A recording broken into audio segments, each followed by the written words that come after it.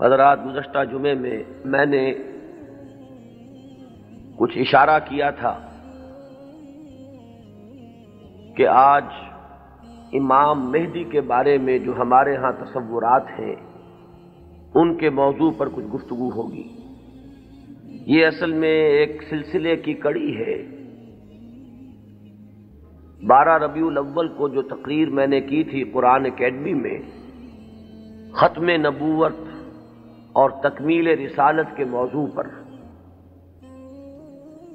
اس کے ایک ضمیمے کی حیثیت سے نزول مسیح کا مسئلہ زیر بحث آیا۔ اب ظاہر بات ہے کہ نزول مسیح سے پہلے رفع مسیح علیہ الصلاۃ والسلام کا مسئلہ ہے۔ چنانچہ میں نے پہلے تو ایک مفصل تقریر اس موضوع پر قرآن اکیڈمی ہی میں کی، اور پھر میرا ذہن چونکہ ادھر متوجہ ہوا کہ یہ اہم موضوع ہے، اس پر زیادہ وسیع حلقے میں بھی گفتگو ہونی چاہیے، تو 2 جمعوں میں بھی اس موضوع پر گفتگو ہوئی، بلکہ 3 جمعوں میں گفتگو ہو چکی ہے۔ بعض ضمنی مسائل وہ تھے اس مسئلے سے متعلق جن پر پچھلے جمعے میں گفتگو ہوئی۔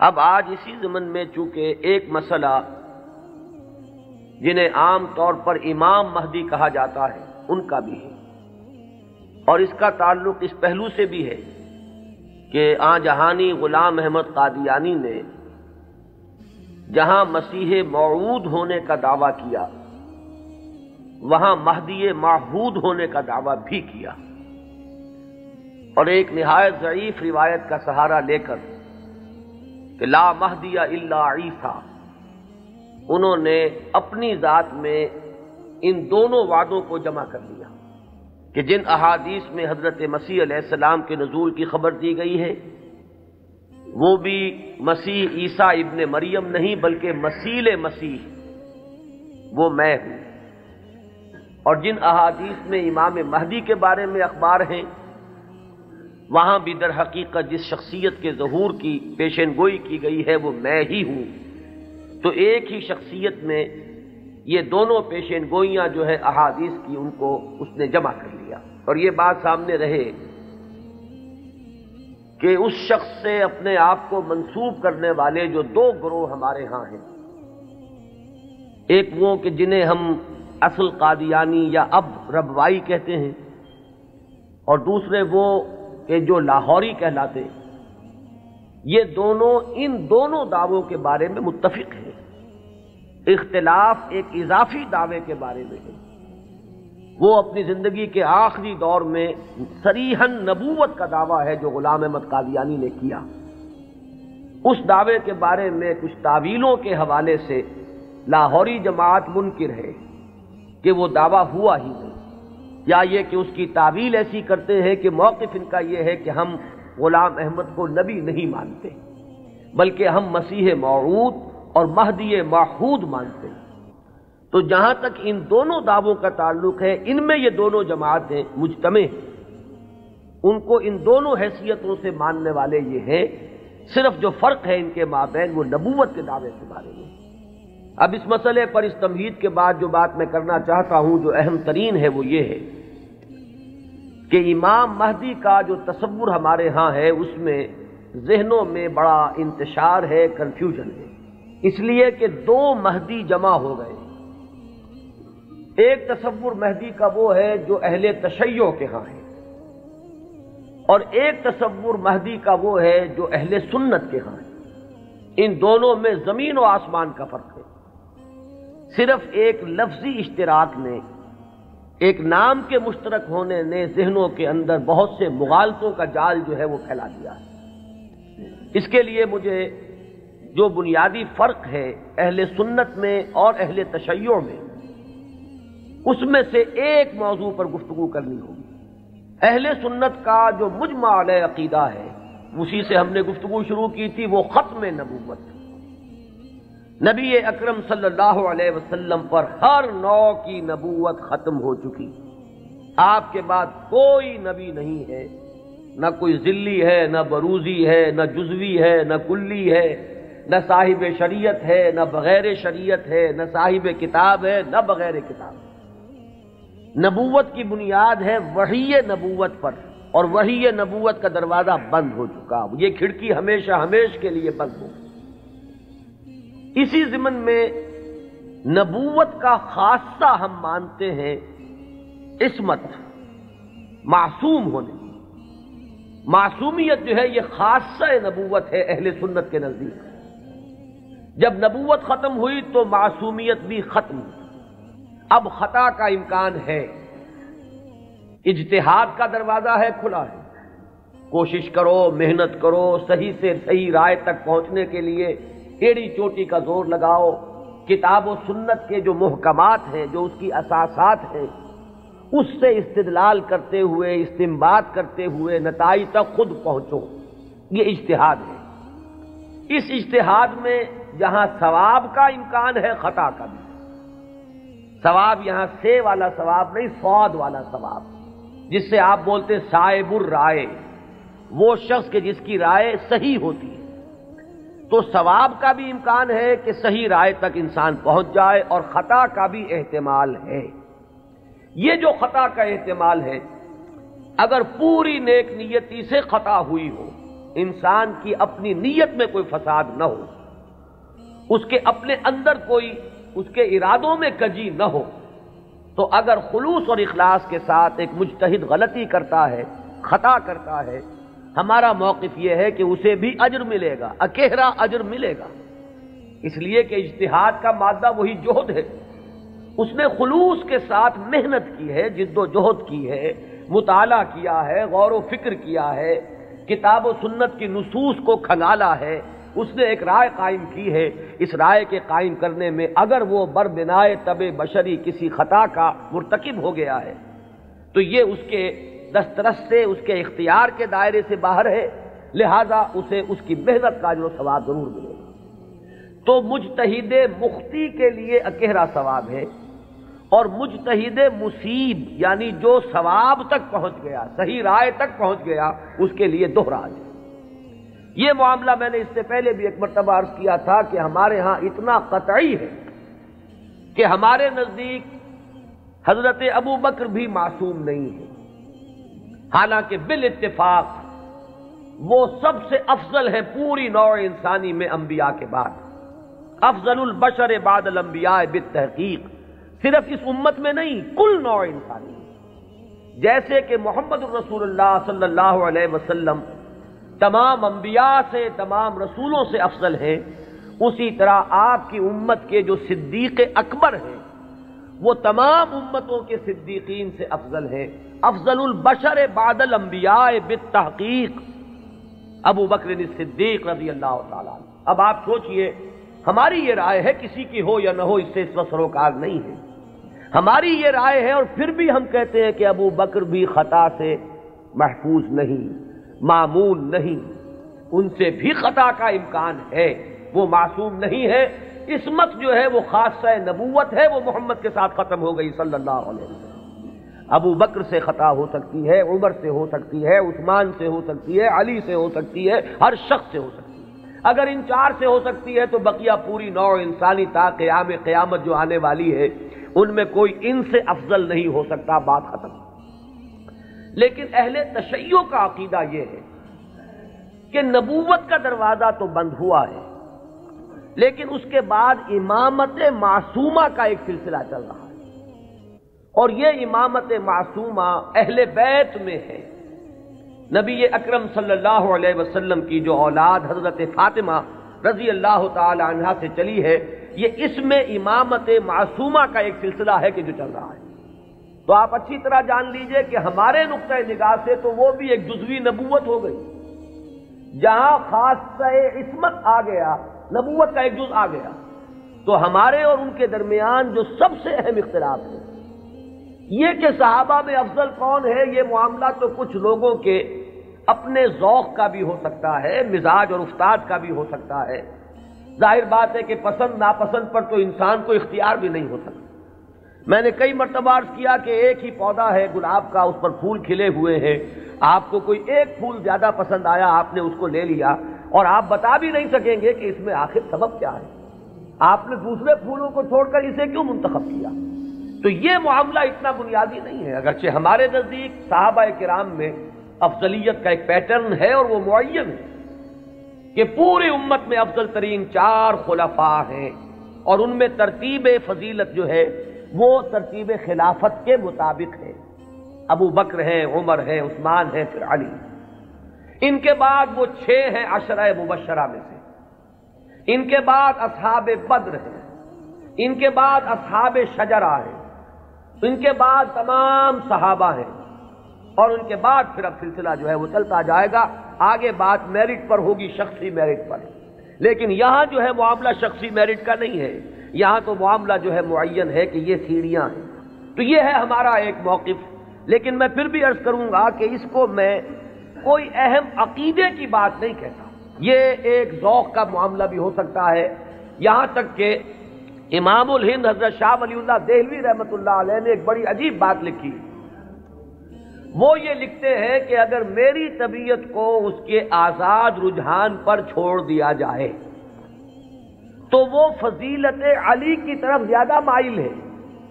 کتنی سچی بات کہی ہے کہ میرے ذاتی رجحان کو، میری طبیعت کو، ایک ہے میرا ذوق، اگر اسے آزاد چھوڑ دیا جائے تو وہ کچھ فضیلت علی کی طرف زیادہ اس کا رجحان ہے، وہ زیادہ قائل ہے، لیکن مجھے حکم ہوا ہے کہ میں فضیلت کا اقرار کروں ابو بکر اور عمر اور عثمان کی۔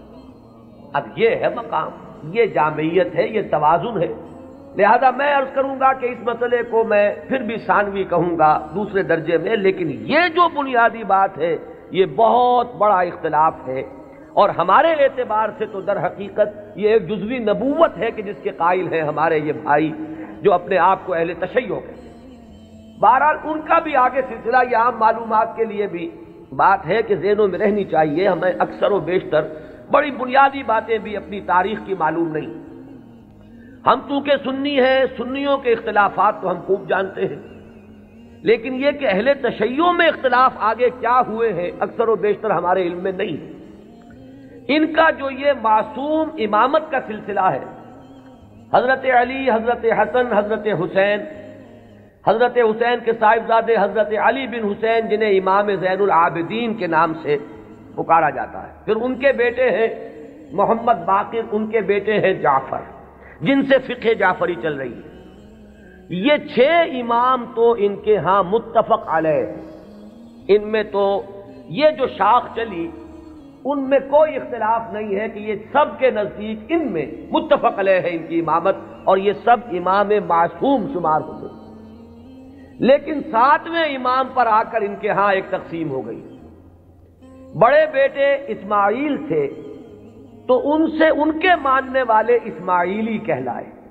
اختلاف ہوا کہ اب امامت جو ہے حضرت جعفر صادق کی اولاد میں سے کس کی طرف منتقل ہوئی، اختلاف ہو گیا۔ بڑے بیٹے کے ماننے والے یہ کہلائے اسماعیلی، اور چھوٹے بیٹے سے جو چلا وہ پھر مسئلہ وہی چل رہا ہے۔ ان کے پھر مزید 6 امام ہیں، جن میں سے 11ویں امام جو ہے ان کے بارے میں ایک تو تاریخ کی روایت یہ ہے کہ وہ لا ولد فوت ہو گئے، اور ایک روایت جو اہل تشیع کے ہاں ہے وہ یہ ہے کہ ایک بچہ ان کے ہاں ہوا تھا جس کو انہوں نے اخفاء سے کہیں بھیج دیا باہر، اندیشہ یہ تھا کہ حکومت وقت اس کو قتل نہ کرا دے۔ وہ ہیں ان کے تصور میں امام مہدی، وہ جن کو بچا لیا گیا تھا وہ کہیں کسی غار میں روپوش ہیں، اور وہیں ہیں، آخری زمانے کے قریب ان کا ظہور ہوگا، وہ زندہ ہیں، غار میں موجود ہیں، ان کا ظہور ہوگا، وہ امام المہدی ہیں۔ اور ان کے آنے کے بعد پھر یہ مسلک بھی ظاہر بات ہے کہ اسلام ان کے نزدیک تو وہی ہے جسے وہ اسلام کہہ رہے ہیں، یعنی شیعیت جسے ہم کہتے ہیں، اس مسلک کی بھی فتح ہوگی، اور یہی اسلام جو ہے پھر پوری دنیا کے اوپر چھا جائے گا۔ انہیں قائم آل محمد بھی ان کے ہاں کہا جاتا ہے۔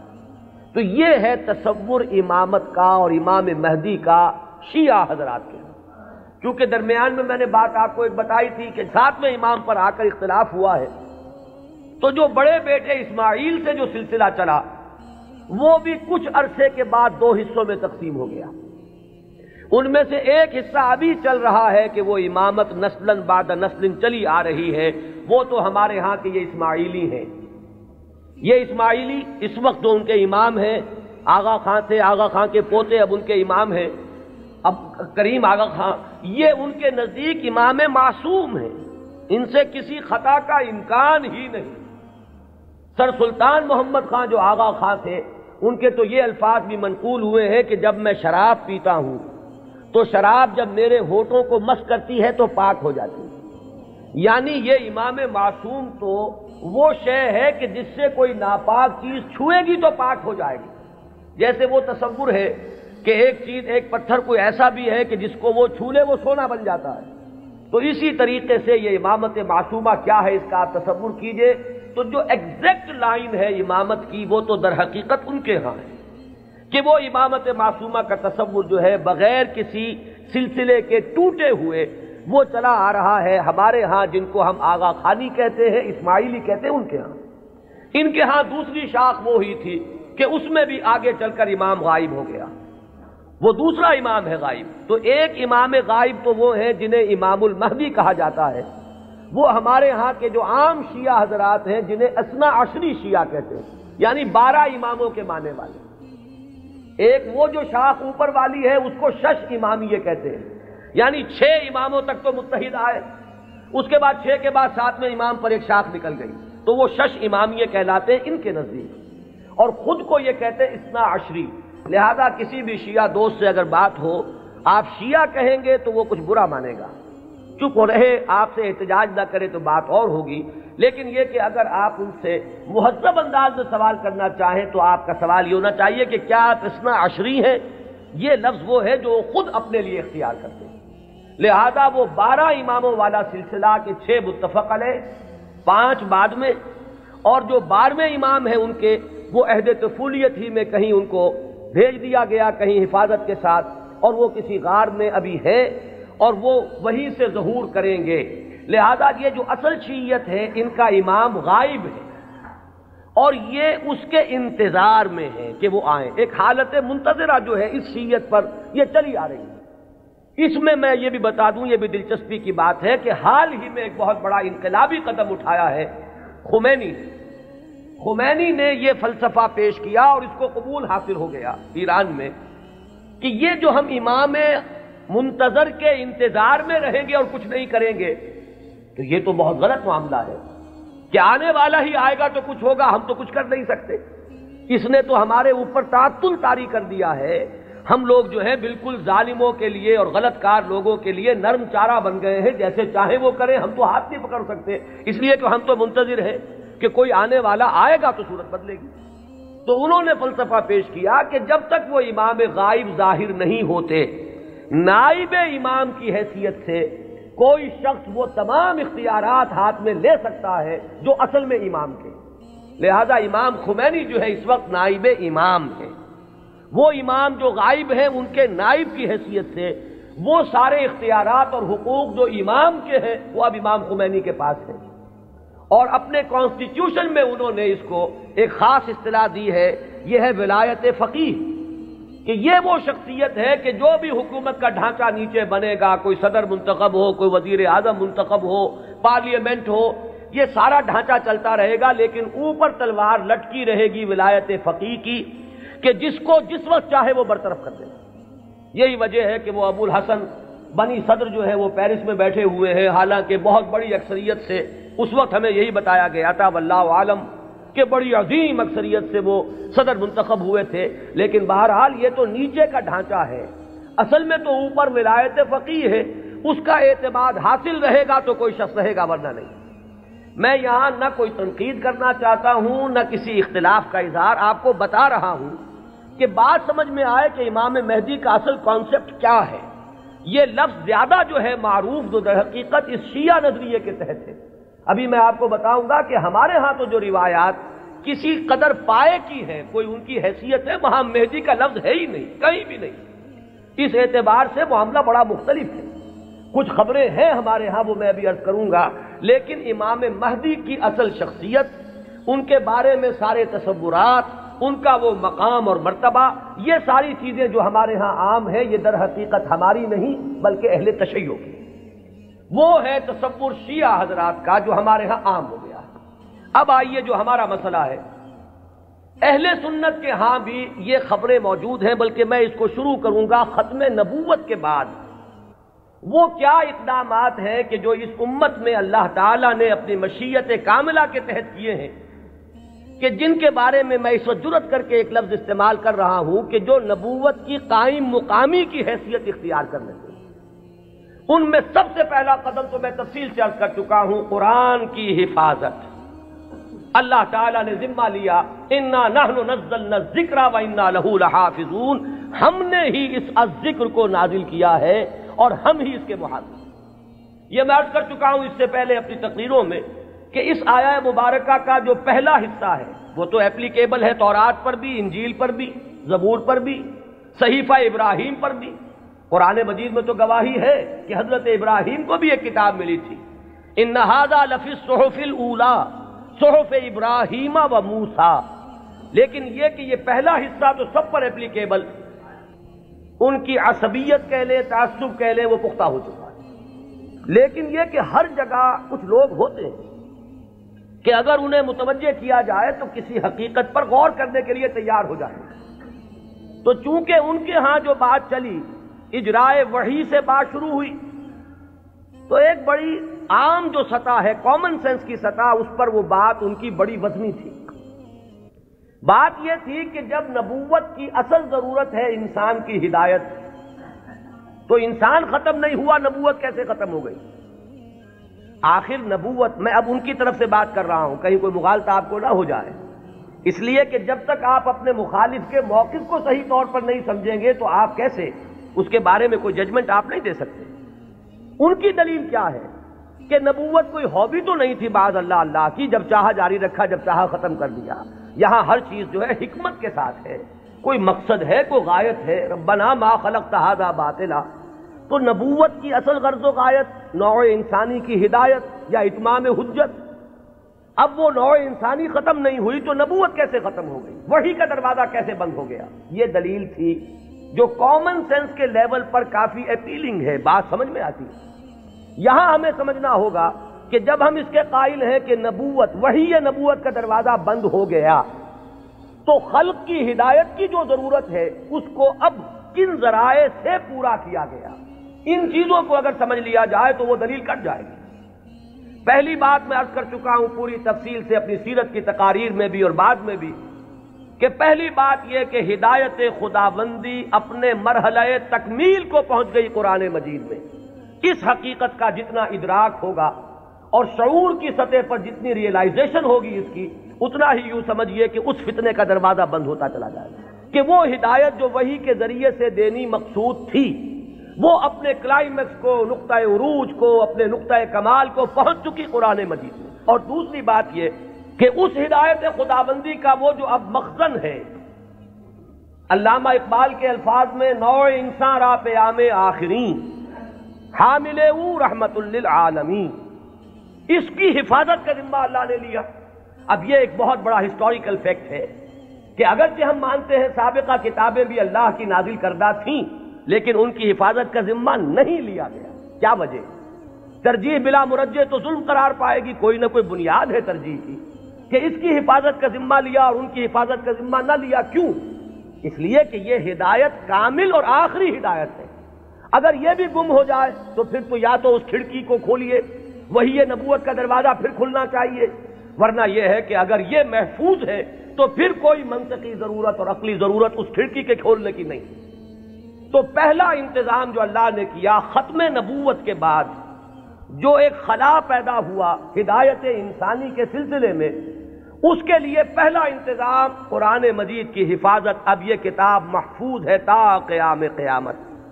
اس کے معنی میں لوگ گھپلا کر لیں، اس کے ترجموں میں تحریف ہو جائے، الہاد ہو جائے، ادھر موڑ لیں ادھر تروڑ لیں، خود بدلتے نہیں قرآن کو بدل دیتے ہیں، ہوئے کس درجہ فقیہان حرم بے توفیق۔ لیکن یہ ترجموں میں ہو سکتا ہے، تفسیروں میں ہو سکتا ہے، متن میں ممکن نہیں ہے۔ وہ ٹیکسٹ جو ہے ہمیشہ ہمیشہ کے لیے محفوظ رہے گا۔ پہلا انتظام یہ۔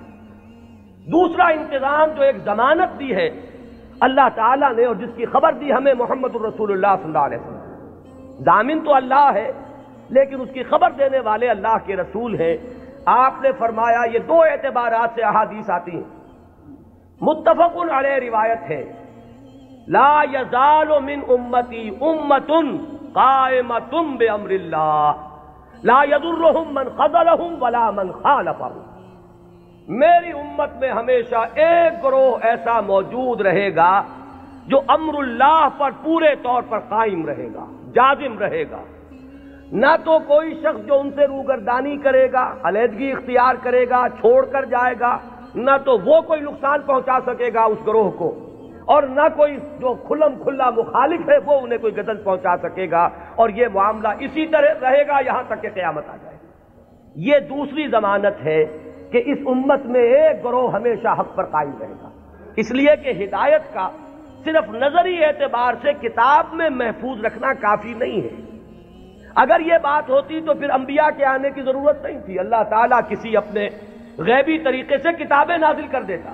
کتاب کے ساتھ کوئی شخصیت جو ہے موجود رہنی چاہیے، کوئی گروہ انسانی موجود رہنا چاہیے جو اس کتاب پر قائم ہو، جو اس کتاب کا عملی نمونہ پیش کر سکے۔ لہذا دوسری ضمانت یہ دی گئی، اور اس کی مختلف روایات اور بھی آتی ہیں، لا تزال فی امتی طائفۃ قائمین علی الحق، میری امت میں لازماً ایک گروہ ہمیشہ ایسا رہے گا جو حق پر قائم رہے گا، ایسی جماعت سے کبھی بھی دنیا بالکل خالی نہیں ہوگی۔ یہ ضمانت میں پھر عرض کر رہا ہوں کس کی ہے؟ اللہ کی۔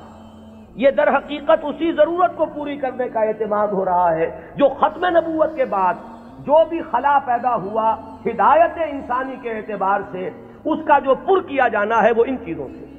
یہی بات آپ کو ملے گی منفی اسلوب میں بھی، یہ تو مثبت ہے۔ منفی طور پر حضور نے فرمایا کہ میری امت کبھی گمراہی پر جمع نہیں ہوگی، لا تجمع امتی علی الضلالہ۔ اگر تو کبھی ایسا ہو جائے پوری امت محمد صلی اللہ علیہ وسلم گمراہی پر جمع ہو جائے تو نفی ہو جائے گی اس قول کی کہ میری امت میں ہمیشہ ایک گروہ حق پر قائم رہے گا، قائمین علی الحق۔ تو بات ایک ہی ہے، ایک اس کا مثبت انداز ہے اور ایک اس کا منفی پہلو ہے کہ لا تجمع امتی علی الضلالہ، میری امت کبھی بھی گمراہی پر جمع نہیں۔ اسی ضمن میں ایک تیسری جو ضمانت دی ہے وہ ضمانت وہ ہے جسے ہم مجددین امت کے نام سے جانتے ہیں۔ ایک سلسلہ مجددین ہے جس کی خبر دی گئی ہے کہ ان اللہ یبعث فی ہذہ الامہ علی راس کل مئۃ عام من یجدد لہا دینہا۔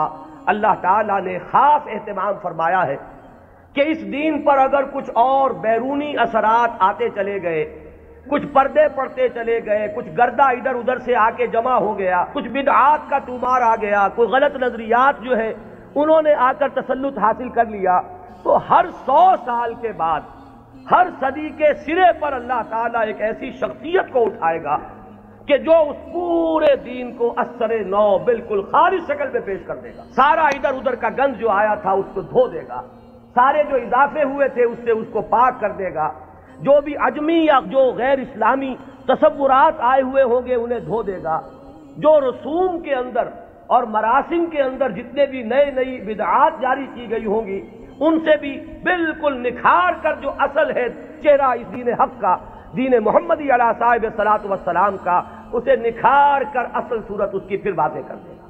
یہ ہے جنہیں ہم مجددین امت کہتے ہیں۔ اور یہ جان لیجئے کہ اس کا اگرچہ جن لوگوں کو ہم نے قرار دیا ہے کہ وہ اس امت کے مجددین ہیں، ہمارے ہاں نہ مجدد معصوم ہے۔ اب اختلاف رکھیے، یہاں پر فرق ذہن میں رکھیے۔ میں نے تو آپ کو بتایا کہ مجدد کہاں ہے، حضرت ابو بکر سے بڑھ کر تو کوئی افضل نہیں، لیکن وہ بھی معصوم نہیں ہے۔ وہ سلسلہ امامت کا کانسیپٹ بالکل جدا ہے، اس کی بنیاد جدا، اس کا تصور جدا، اس کے ساتھ جتنے بھی معاملات جو ہیں متعلق ہیں وہ سب بالکل مختلف ہیں۔ اور یہ جو سلسلہ مجددین امت ہے یہ کانسیپٹ کے اعتبار سے بنیادی طور پر مختلف ہے۔ کوئی ہمارا ہندوانہ پس منظر ہے جو اثر انداز ہو رہا ہے، کوئی مغربی تہذیب نے آ کر کوئی اپنا غازہ مل دیا ہے، ان سب کو ہٹا کر وہ دین کی اور شرع مبین کی جو اصل اور صاف صورت ہے اس کو اثر نو اجاگر کر دو۔ یہ ہے کار تجدید۔ ہم نے کوشش کی ہے اور اس میں اختلاف ہو سکتا ہے کہ ایک گروہ جو ہے وہ کسی کو مجدد سمجھ رہا ہو، ایک گروہ کسی اور کو مجدد سمجھ رہا ہو۔ جیسے جیسے زمانہ آگے چلتا ہے ماضی کے بارے میں تو رائیں کچھ نہ کچھ ایک جیسی ہوتی چلی جاتی ہیں، لیکن یہ کہ ہم عصر لوگوں میں ہمیشہ اختلاف رہے گا۔ گروہ رہیں گے وہ سمجھیں گے کہ شاید یہ مجدد ہیں، ان کی خدمات ایسی ہیں کہ دین کی اصل شکل کو انہوں نے واضح کیا ہے، اور اوہام اور رسومات کا جو اس کے اوپر طومار آ گیا تھا اس سے انہوں نے پاک کیا ہے۔ تو کوئی کسی کو مجدد مان لے، کوئی کسی کو مجدد مان لے، یہ کوئی عقیدے کا مسئلہ نہیں، کسی کے مجدد ماننے سے کوئی فرق واقع نہیں ہوتا۔ چنانچہ اس صدی میں 14ویں صدی میں یہ معاملہ دیکھیے کہ اگرچہ امت تو ہے، کہاں آپ چلے جائیے انڈونیشیا اور ملائیشیا سے موریتانیہ تک، میں نے کئی مرتبہ عرض کیا یہ تو سالڈ علاقہ ہے نا امت مسلمہ کا۔ کہیں ٹھیک ہے وہ اس طرح سے آزاد اور خود مختار نہیں ہے جیسے ہندوستان میں ہے، لیکن امت محمد تو موجود ہے، اور جو ان آفیشل ایسٹیمیٹس ہیں اس کے اعتبار سے اس وقت بھارت میں 15 کروڑ مسلمان ہیں۔ 12 کروڑ سے کم تو کسی نے نہیں مانا، جو بڑے بڑے سنجیدہ لوگ ہیں، جو کسی طرح کے مبالغے اور کسی قسم کی سیاسی کوئی مبالغے کے اندر آنے والے نہیں ہیں، انہوں نے بھی کہا کہ 12 کروڑ سے تو کوئی سوال ہی نہیں ہے کہ مسلمان کم ہو، البتہ یہ کہ لوگوں کا اندازہ 15 کروڑ تک جا رہا ہے۔ تو امت وہاں سے وہاں تک پھیلی ہوئی ہے۔ اب ان میں کتنے مجددین پیدا ہوئے ہوں گے، کتنے خادمین دین پیدا ہوئے ہوں گے، کتنے لوگوں نے محنتیں کی ہوں گی۔ ایک ہی وقت میں وہاں حسن بننا ہے مصر میں، یہاں مولانا مودودی بھی ہیں، یہاں مولانا الیاس صاحب بھی ہیں، یہاں مولانا اشرف علی تھانوی بھی ہیں، یہاں مولانا رشید احمد گنگوہی بھی ہیں، اور بھی بہت سے لوگ ہیں جن کے بارے میں کسی کو کسی کے بارے میں، کسی کو کسی کے بارے میں خیال ہو سکتا ہے۔ یہ تو در حقیقت فیصلہ ہوا کرتا ہے 2-3 صدیوں کے بعد، پھر جا کر زیادہ انسان آبجیکٹیولی اندازہ کر سکتا ہے کہ کس کی کیا کنٹریبیوشن ہے۔ وہ وقتی قسم کے جو تصورات ہوتے ہیں، کچھ عصبیتیں ہوتی ہیں، کچھ تعصبات ہوتے ہیں، کچھ گروہی قسم کے اثرات ذہنوں پر ہوتے ہیں، تو وقتی طور پر تو فیصلہ کرنا بہت مشکل ہوتا ہے، یہ بعد میں آتا ہے۔ یہی وجہ ہے کہ ابتدائی مجددین کے بارے میں تو ہمارے ہاں تقریباً کنسنسس ہے، اتفاق رائے ہے کہ فلاں مجدد فلاں مجدد فلاں مجدد فلاں مجدد، آگے چل کر تو اختلاف ہو جائے گا۔ ہمارے ہاں جو بریلوی بھائی ہمارے ہیں وہ مولانا احمد رضا خان بریلوی کو اس دور کا مجدد کہتے ہیں۔ دیوبندی حضرات میں بھی میں نے 2 گروہ پائے ہیں، ایک وہ جو مولانا رشید احمد گنگوہی کو اس صدی کا مجدد سمجھتے ہیں، اور ایک جو مولانا اشرف علی تھانوی کو اس صدی کا مجدد سمجھتے ہیں۔ اور مولانا اشرف علی تھانوی صاحب کے معتقدین کا عالم تو یہ ہے کہ مولانا عبد الباری ندوی جیسا شخص، بڑی اونچی علمی شخصیت ہے ہندوستان کی، انہوں نے جو کتاب لکھی ہے ان کی سوانح پر، اس کا نام ہے جامع المجددین، صرف مجدد نہیں، تمام مجددین کے اوصاف ان میں جمع ہو گئے۔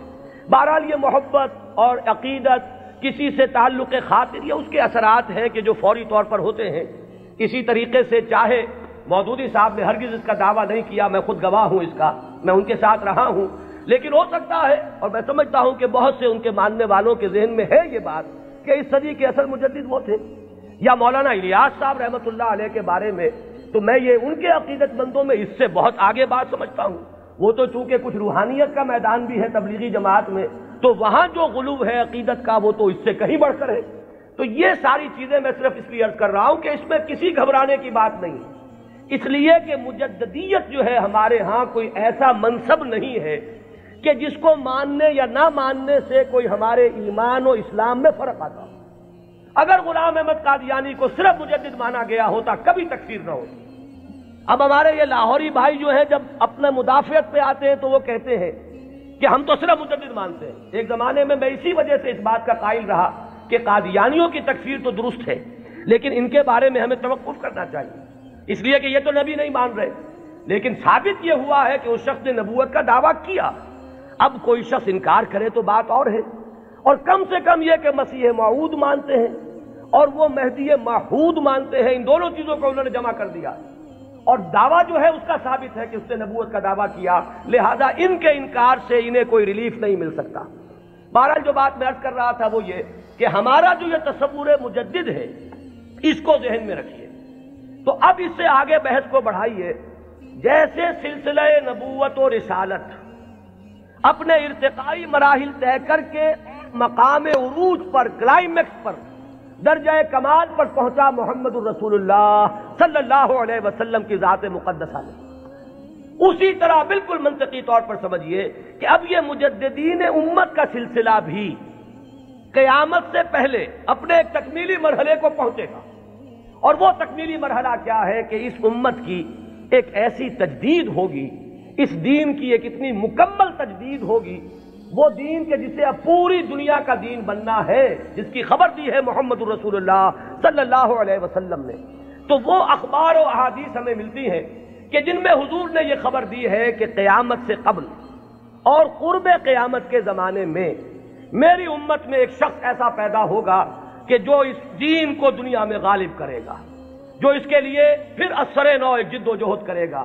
ظاہر بات ہے کہ وہ سلسلہ مجددین ہی کی آخری کڑی، اس لیے کہ قیامت کے سلسلے میں بات ہو رہی ہے، قیامت سے پہلے ایک ایسی عظیم شخصیت جو ہے مسلمانوں میں پیدا ہوگی، وہ سلسلہ مجددین امت کا یوں سمجھیے کہ مقام عروج ہے، وہ اس کا کلائمیکس ہوگا، وہ اس کا تکمیلی درجہ ہوگا۔ اس ضمن میں جو احادیث آتی ہیں ان کو ہم دو بڑے بڑے گروہوں میں تقسیم کر سکتے ہیں۔ پہلی بات تو یہ جانیے کہ کوئی حدیث اس بارے میں سند کے اعتبار سے اتنی قوی نہیں ہے کہ امام بخاری رحمت اللہ علیہ نے جو اپنا معیار بنایا تھا قبول روایت کا، اس پر پوری اتر جائے۔ سب سے کڑا معیار امام بخاری کا ہے۔ یہی وجہ ہے کہ یہ کہا گیا ہے کہ اصح الکتب بعد کتاب اللہ صحیح البخاری۔ حدیثوں کی چاند پھٹک، کس روایت کو قبول کریں گے کس کو نہیں کریں گے، ہر محدث نے اپنے کچھ شرائط بنا لی، ایک پیمانہ بنا لیا۔ یوں سمجھیے جیسے یہ بجری جہاں کرشرز لگے ہوتے ہیں اور اس کے بعد وہ کرش سٹون جو ہے وہ کنویئر بیلٹ پر آتا ہے اور مختلف سائز کی چھلنیاں لگی ہوتی ہیں۔ کوئی چھوٹے سائز کی چھلنی ہے، اس میں سے چھوٹے چھوٹے پتھر جو ہے وہ نکل جائیں گے، اس سے آگے چل کر اور چونکہ گریڈنگ کرنی ہے کہ آدھے انچ سے کم چاہیے بجری تو یہ اس چھلنی میں سے نکل گئی، وہ لے جائیے۔ پھر اس کے بعد آپ کو چاہیے آدھے انچ سے لے کر 1 انچ تک تو اگلی چھلنی ہے، وہ اس میں سے نکلیں گے، اس سے آگے اور بڑھتا چلا جائے گا، گریڈنگ ہو جائے گی اس میں۔ تو محدثین نے گریڈنگ قائم کی ہے اپنے معیار میں، اور ٹاپ کا معیار جو ہے سب سے باریک چھلنی جو لگائی ہے وہ ہے در حقیقت امام بخاری رحمت اللہ علیہ کی۔ لہذا اس معیار پر جو حدیث آ گئی تو ہم یہ کہتے ہیں کہ اب سند کے اعتبار سے تو کلام نہیں، وہ جو معاملہ ہے تو اس سطح پر کوئی حدیث بھی نہ مہدی کے نام کے ساتھ نہ بغیر نام کے، ہمارے ہاں صحیح بخاری میں کوئی روایت موجود نہیں ہے اس ضمن میں۔ یہ تو پہلی بات ہے جسے نوٹ کر لیجیے، یعنی سند کے اعتبار سے ٹاپ کے درجے پر تو کوئی حدیث نہیں۔ اس کے بعد نمبر 2 جنہیں ہم صحیحین میں بریکٹ کرتے ہیں، امام بخاری کے ساتھ امام مسلم کی صحیح، یہ بریکٹ ہو کر صحیحین، یہ ذرا ایک دائرہ بن گیا۔ امام مسلم کے شرائط بھی تقریباً وہی ہیں اگرچہ تھوڑے سے کم۔ اس پر ایک روایت آئی صرف، اور اس روایت میں کہیں مہدی کا نام نہیں ہے، صرف اتنی خبر ہے کہ آخری زمانے میں قیامت سے قبل اللہ تعالیٰ ایک ایسی شخصیت کو ظاہر کرے گا، اور خاص طور پر اس کا جو ذکر ہے وہ یہ ہے کہ اس وقت زمانے میں اتنی خوشحالی ہو جائے گی، مسلمانوں کے ہاں اتنی دولت جمع ہوگی کہ وہ لپیں بھر بھر کر لوگوں کو تقسیم کرے گا اور دولت ختم نہیں ہوگی۔ یہ ایک عمومی خوشحالی کا، جیسے خلافت راشدہ کے بارے میں ہم کہتے ہیں کہ لوگ اپنی زکوٰۃ اور صدقات لے کر گھومتے تھے اور کوئی لینے والا نہیں تھا، تو اسی طرح کی برکات کا کوئی ظہور ہونے والا ہے، صرف اس کی خبر دی ہے حضور نے، اور وہ ایک عظیم شخصیت کے ذریعے سے ہوگا۔ اس میں کسی کا ذکر نہیں ہے، نام کیا ہوگا، اس کے والد کا نام کیا ہوگا، وہ کس قبیلے سے ہوگا، وہ کس نسل سے ہوگا، کسی کا کوئی ذکر نہیں۔ تو صحیحین کا تو معاملہ یہ ہے کہ صحیح بخاری میں سرے سے کوئی روایت نہیں، موضوع ہی موجود نہیں۔ جبکہ یہاں کنٹراسٹ کے لیے میں آپ کو بتا دوں، میں نے جو تقریریں کی ہیں حضرت عیسیٰ کے نزول کے بارے میں علیہ الصلوۃ والسلام، وہ روایات جو ہیں وہ صحیحین کی ہیں، وہ متفق علیہ ہیں، وہ بخاری میں بھی ہے مسلم میں بھی ہے۔ لہذا زمین و آسمان کا فرق ہے۔ ان دونوں کو ہمارے ذہنوں میں عام طور پر جو بھی تصورات سنی سنائی باتوں سے ہمارے ذہنوں میں بن گئے ہیں، تو تقریباً ان دونوں کو ہم وزن ہم نے کیا ہوا ہے، بہت فرق ہے۔ حضرت مسیح علیہ السلام کے نزول کی خبریں اور اس کی پیشین گوئیاں اور اس کی احادیث بہت قوی ہیں سند کے اعتبار سے۔ اکثر و بیشتر روایات اس میں وہ ہیں کہ جو متفق علیہ ہیں، کہ صحیح بخاری میں بھی ہے، صحیح مسلم میں بھی ہے۔ جبکہ یہ جو تصور ہے، ایک کانسیپٹ جو ہے امام المہدی کا، وہ میں بتا چکا ہوں اصلاً تو یہ ایک شیعی کانسیپٹ ہے۔ وہ سارے تصورات جو اس کے ساتھ ہیں وہ اہل تشیع کے ہیں، لیکن ہمارے ہاں اگر کوئی تصور ہے تو وہ تصور اول تو سند کے اعتبار سے اتنا قوی ہے ہی نہیں کہ شرائط بخاری پر پورا اترے، وہ تو بات نیچے آ گئی۔ اس سے نیچے جو روایت ملی صحیحین میں صرف ایک امام مسلم لائے ہیں، اور اس میں نہ کسی نام کا ذکر ہے، نہ تفصیلات ہیں، نہ کسی نسل کا ذکر ہے، کس قبیلے سے ہوگا، بس ایک عظیم شخصیت کا ظہور ہوگا۔ تو اس کو تو یوں سمجھیے کہ وہی سلسلہ مجددیت کا یہ نقطہ عروج ہے، یہ اس کا تکمیلی مرحلہ ہے۔ البتہ جب ہم صحیحین سے نیچے اترتے ہیں تو اب بہت سی احادیث ملتی ہیں۔ ان احادیث کو بھی آپ دو خانوں میں اپنے ذہن میں رکھ لیجئے۔ ایک تو وہ احادیث ہے کہ جن میں ان کا نام مہدی مذکور ہے، اور اس سے بھی بہتر اور قوی تر احادیث وہ ہیں کہ جن میں نام نہیں ہے۔ پھر ان میں ایک اور فرق ہے، کہیں تو یہ بتایا گیا کہ وہ خاندان فاطمہ سے ہوگا رضی اللہ تعالی عنہ، میری عطرت سے، اہل بیت سے، من ولد فاطمہ کے الفاظ بھی بعض روایات میں ہیں۔ بعض روایات وہ ہیں کہ جن میں فرمایا گیا ہے کہ بنو عباس میں سے ہوگا، بعض روایات میں یہ کہ قرشی ہوگا، بعض روایات میں نام ایک اور بھی آیا حارث نام ہوگا، بعض روایات میں نام آیا ہے کہ اس کا نام میرا ہی ہوگا، محمد صلی اللہ علیہ وسلم۔ ہم یہ ان کے اعتبار سے، آنے والے کے نام کے اعتبار سے نہیں کہہ رہے، صلی اللہ علیہ وسلم ہم نے حضور کے نام کی مناسبت سے کہا۔ تو میرا نام ہوگا، اس کے والد کا نام بھی میرے ہی والد کے نام پر ہوگا، یعنی وہ بھی محمد ابن عبداللہ ہوگا۔ اور یہاں میں آپ کو ایک بات بتا دوں کہ یہ جو ابھی 2 سال قبل یا شاید اب تیسرا سال ہے، جو حادثہ ہوا تھا حرمین میں اور مسجد الحرام پر کچھ لوگوں نے قبضہ کیا تھا، مقابلہ ہوا، میں اس کی تفصیل میں نہیں جانا چاہتا کہ اس کے اسباب کیا تھے اور کیا ان لوگوں کا اصل موقف تھا اور وہ کیا کرنا چاہتے تھے، لیکن وہاں بھی ایک شخص نے اپنے مہدی ہونے کا اعلان کیا اور وہ محمد ابن عبداللہ ہی تھا۔ اس کا نام بھی محمد اور اس کے والد کا نام بھی عبداللہ، قحطانی ہے وہ، اور وہ عرب تو ہے، لیکن یہ کہ بہرحال اب جو بھی ان کے بارے میں معلوم نہیں ہے کہ آیا جو لوگ موقع پر قتل ہو گئے ہیں وہاں ان میں وہ ہے یا نہیں، پھر یہ کہ جو لوگ بعد میں پکڑ کر قتل کیے گئے ہیں سزا کے طور پر ان میں وہ ہے یا نہیں، کچھ پتہ نہیں۔ جو ان کا سب سے بڑا سرغنہ تھا اس کو تو بہرحال قتل کر دیا گیا ہے، لیکن جو اصل سرغنہ تھا وہ نہیں ہے، جس نے کہ دعویٰ کیا تھا کہ یہ مہدی ہے، جن کے بارے میں لوگوں نے کہا کہ ان سے بیعت کرو یہ مہدی ہے۔ تو وہ بہرحال ایک صرف میں نے برسبیل تذکرہ بات کہی ہے کہ وہ جو فرمایا گیا کہ نام میرے نام پر ہوگا اور والد کا نام بھی میرے والد کے نام پر ہوگا، یہ بھی بعض روایات میں ہے، لیکن یہ تمام روایات جو ہیں جیسا کہ میں نے عرض کیا کہ ان میں سے بہت ایک تو تعارض ہے، اختلاف ہے، تفصیلات میں بہت فرق و تفاوت ہے۔ تو اس سے بہرحال جہاں تک حدیث کے متن پر جرح کے لیے اور غور و فکر کے جو اصول بنے ہیں، حدیث پر جو غور و فکر ہوا ہے وہ 2 اعتبارات ہیں، سند پر یا متن پر۔ سند میں تو ہم یہ دیکھیں گے کس نے کس سے سنا، کس نے کس سے سنا، اس نے کس سے سنا، اس نے کس سے سنا، یہ چین متصل ہے یا کہیں ٹوٹتی ہے، 2 کڑیاں آپس میں ملی ہوئی ہیں کہ نہیں۔ پھر ہر کڑی کے بارے میں دیکھیں گے یہ فاسق تو نہیں تھا، اس کے بارے میں کوئی جھوٹ کی گواہی تو نہیں ملی تھی کہ جھوٹ بھی بول دیتا تھا۔ تو یہ سارا معاملہ تو ہے سند کا کہ جتنے بھی راوی ہیں متصل ہو روایت کا سلسلہ نمبر 1، اور جو راوی ہیں وہ سب کے سب ثقہ ہو، قابل اعتماد ہو، نیک لوگ ہو۔ یہ گفتگو تو ہے سند پر۔ جو محدثین نے اکثر و بیشتر کام اسی پر کیا ہے، وہ متن پر زیادہ زور نہیں دیتے، وہ تو سند دیکھتے ہیں۔ بات آ رہی ہے کس سلسلے میں؟ ایک ہوتا ہے کسی حدیث کے مضمون پر غور کر کے اور پھر یہ دیکھا جائے کہ اس میں کیا ہے، کوئی چیز ایسی تو نہیں جو خلاف عقل ہو، کوئی چیز ایسی تو نہیں جو کتاب و سنت کی دوسری منصوص چیزوں کے خلاف ہو، بالکل واضح طور پر کوئی چیز مخالفت کر رہی ہو قرآن اور حدیث کی۔ اور اسی میں ایک اصول یہ بھی تھا کہ ہمارے ہاں جو اختلافات ہوئے ہیں بعد میں سیاسی اور اس کی وجہ سے گروہ بندیاں ہوئی ہیں، تو کچھ حدیثیں یا کچھ روایتیں جو بنائی گئی اس دور میں ان میں کچھ نام داخل کر دیے گئے۔ بنو عباس کو اپنے سپورٹرز درکار تھے، تو انہوں نے کچھ ایسی حدیثوں کے اندر کوئی اہتمام، اور یہ ضروری نہیں کہ بنو عباس نے کیا ہو، یہ آپ کو معلوم ہے کہ بادشاہ سے بڑھ کر بادشاہ کے وفادار ہر دنیا میں موجود رہے، تو ان کے حواریین نے ان کی خوشنودی حاصل کرنے کے لیے کچھ حدیثیں گھڑ دی ہوں کہ بنو عباس میں سے ہوگا ایک خلیفہ مہدی، اور اسے تو بڑا انعام پھر ملا ہوگا جس نے آ کر وہ روایت سنائی ہو۔ تو یہ ہوتے ہیں وہ محرکات جو وقتی طور پر اختلافات کی بنیاد پر جو روایتیں گھڑی گئی ہیں ان میں چھان پھٹک کرتے ہیں ان اصولوں پر۔ چنانچہ یہاں تک روایت کے الفاظ ملتے ہیں کہ وہ جو مہدی جب آئے گا تو اس کے جھنڈے کالے رنگ کے ہوں گے اور وہ خراسان سے آئے گا۔ اب ابو مسلم خراسانی آیا تھا جس نے بنو امیہ کی حکومت کا تختہ الٹا اور بنو عباس کی حکومت قائم کی۔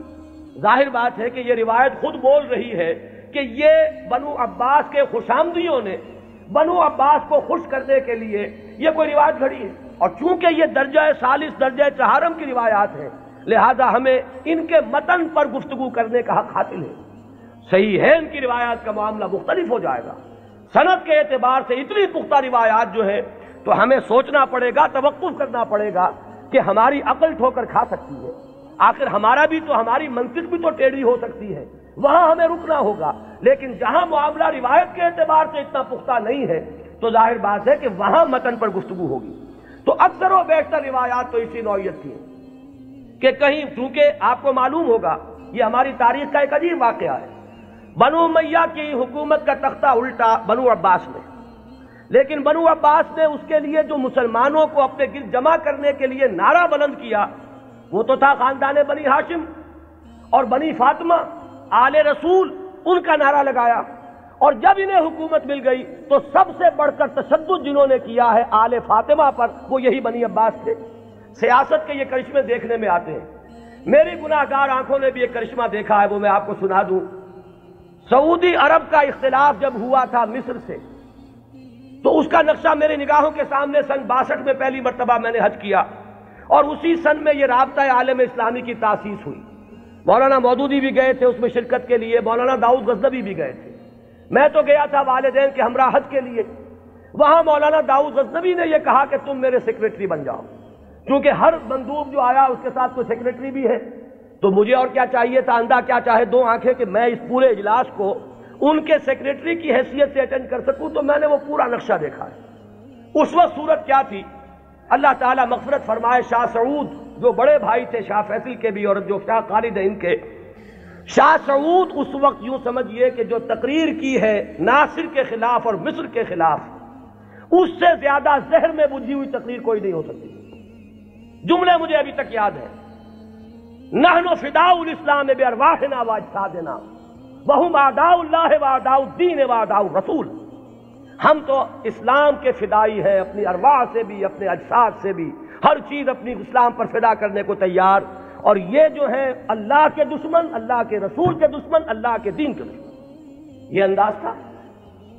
وہ کہیں تصویر اس زمانے میں چھپ گئی تھی، ظاہر بات ہے کہ مصر تو اس طرح کا آزاد ملک ہے جیسے ہمارا معاشرہ بھی ہے، یہاں سوشلسٹ بھی ہیں، ملحد بھی ہیں، وہاں بھی ہے۔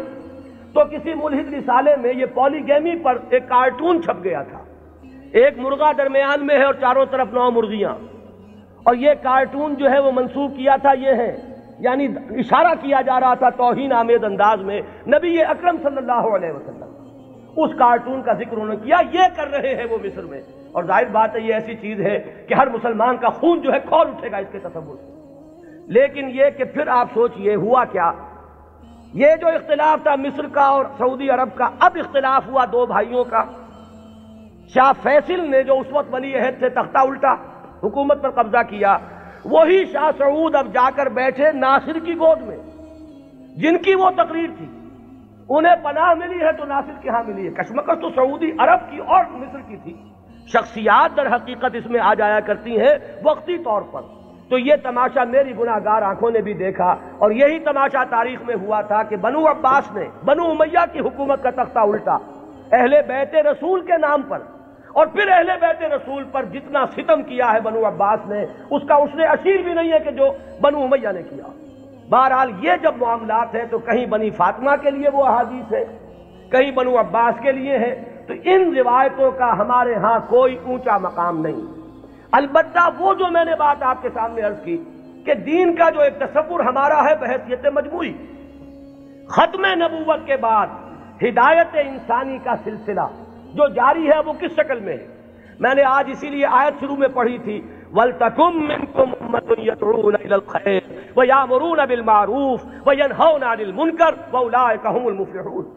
لوگوں اب شخصی نبوت کا دور ختم ہوا، وہ تو آخری اور کامل نبی تھے محمد صلی اللہ علیہ وسلم۔ اب تمہیں اجتماعی سطح پر ایک کام کرنا ہے، وہ کام جو ہوا کرتا تھا رسولوں کے ذریعے سے اب تمہیں کرنا ہے، بحیثیت امت کرنا ہے۔